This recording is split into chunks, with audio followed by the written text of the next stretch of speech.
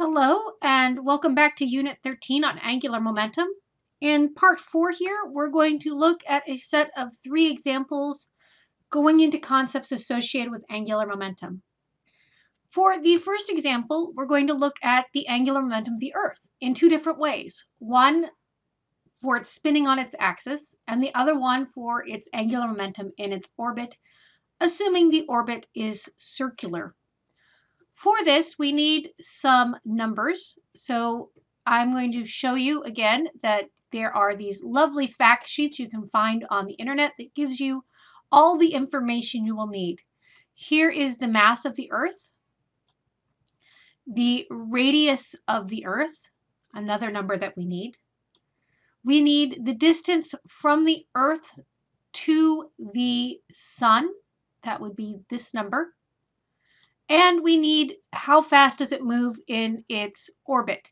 Now, in reality, the orbit isn't perfectly circular, but we are assuming that. Therefore, we're going to use the mean orbital velocity.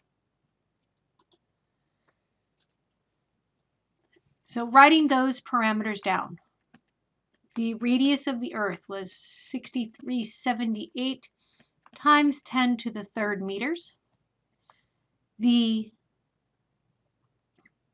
mass of the Earth is 5.97 times 10 to the 24th kilograms. The distance from the Earth to the Sun was 149.6 times 10 to the 9th meters. And the orbital velocity is 29.78 meters per second. Okay. On these values, particularly the 2 radii, I have done a unit conversion from the fact sheet to here to put them into units of meters. So let's look at the first part here. We're going to look at the angular momentum of the Earth on its axis. I guess I need a on there, of Earth on axis.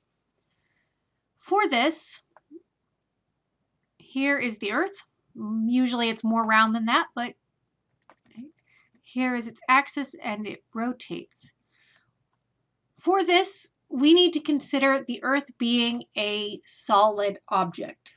Therefore, we find the moment of inertia equals the angular momentum equals the moment of inertia times the angular velocity. The angular velocity of the Earth as it spins on its axis is 1 full rotation, 2 pi radians, in 24 hours, 1 day, which is equivalent to 7.27 times 10 to the minus 5 radians per second. We're going to let the Earth be a solid, uniformly distributed mass sphere that makes the moment of inertia equal to 2/5 mr squared times omega. And if we plug in numbers, that gives us that the Earth's angular momentum as it spins on its axis is 7.06 times 10 to the third kilogram meters squared per second. Sorry, my 3 did not look very 3-like, and it wasn't a 3, it was supposed to be a 33. There we go. Okay, now what about the Earth in its orbit? In its orbit, we have the Sun at the center of the orbit. We're assuming circular, close as I'm going to get it. So here is the Earth moving with a momentum. In this case, we want to consider the Earth as just a point object. So L will equal R cross P, but in this case it'll be RP sine of 90 degrees in magnitude. Again, we're assuming that it is circular. So the distance from the Earth to the Sun times the mass of the Earth times the velocity of the Earth in its orbit. Looking at the previous page and plugging in gives us that the angular momentum of the Earth as it rotates or orbits around the sun is 2.66 times 10 to the 37th kilogram meters squared per second.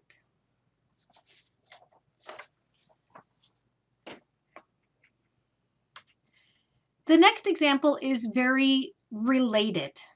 Here we're going to look at a satellite in an elliptical orbit. Okay. We're told how far above the Earth it is at apogee and perigee. We're also told the radius of the Earth and how fast the satellite is traveling at apogee. Okay, and we want to know how fast is it moving at perigee. Okay, so let's draw a picture and make sure that we remember what apogee and perigee are. Apogee is over here. So here's my satellite. That's the Earth. Okay. Apogee is as far out as possible from the thing that is being orbited. Perigee is over here as near as possible. Okay. The distance from the center of the Earth to the location of the satellite at perigee will be the radius of the Earth plus the 800 kilometers that was provided in the problem for this satellite's orbit. Given that the radius of the Earth is 6,370 kilometers, that works out to be 7,170 kilometers. At apogee, the satellite is the radius of the Earth plus the 2,400 kilometers, again, spec'd in the problem. And that works out to be 8,770 kilometers. As the satellite orbits, there are no external torques on the satellite.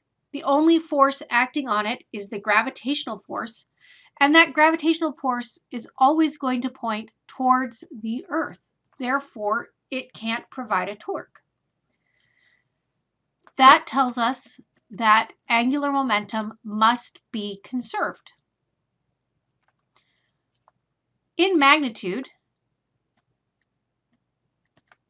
the satellite at apogee will have an angular momentum given by rp sine theta, so that would be the distance from the center of the Earth, times its momentum, times the sine of 90 degrees,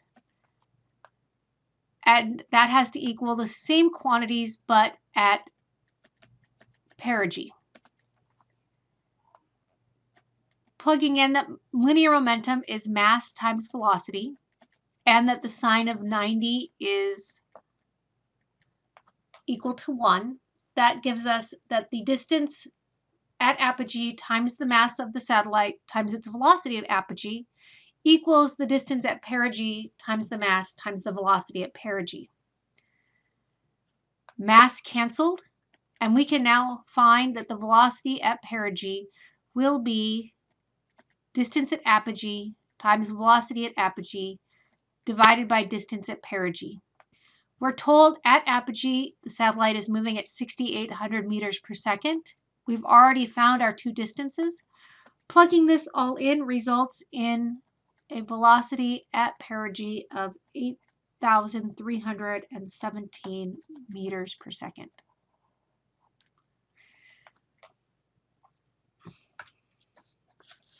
For the last example, we're given the momentum and the position vector of an object, a particle.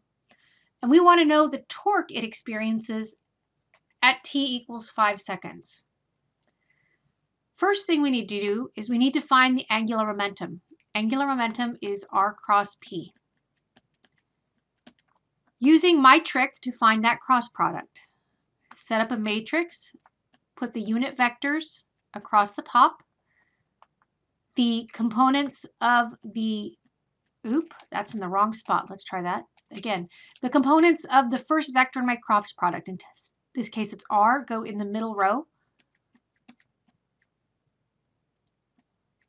And the components of the second vector go in the bottom row.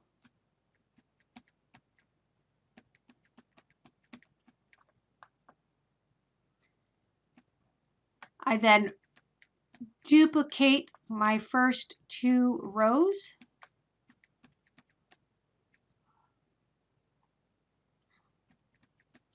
and start multiplying. So first I'm going to multiply this way. That's 0. That is 6t squared j hat. This is 0. And now I'm going to multiply upward. But remember, when I multiply upward, I subtract. So I have 3t squared times minus t cubed times k hat. The minus and the subtraction will cancel, giving me an addition. 3 times 1 is 3. T squared times t cubed is t to the 5th k hat. And then I'm going to have a minus 8t I hat. And the last one is 0. Therefore, the angular momentum of this object is minus 8t I hat plus 6t squared j hat plus 3t to the 5th k hat. I can now use the relationship that the torque is the derivative of the angular momentum with respect to time. The derivative of negative 8t is negative 8. The derivative of 6t squared is 12t.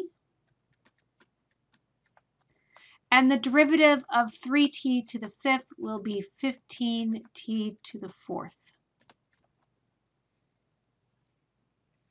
I can now plug in